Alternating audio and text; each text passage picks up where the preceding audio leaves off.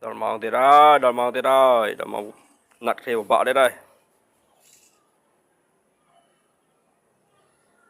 Này đi mà vô tràn vô đọc lô mà đấy.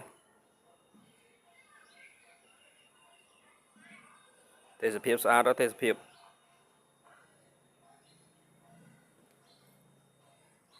Em à.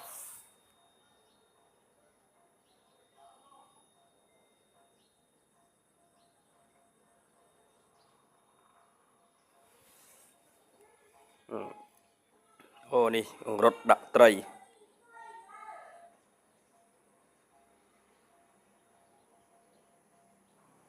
Bạn phải sao các bạn này đó.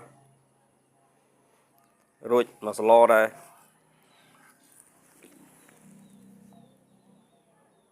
Để cho phải đào vào.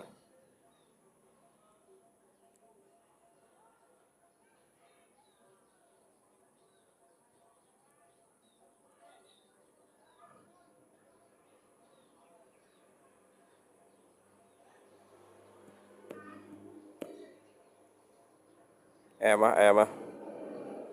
Bạn mà pel rồi.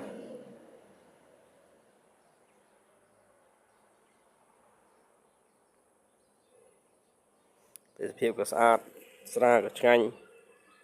Đây có em.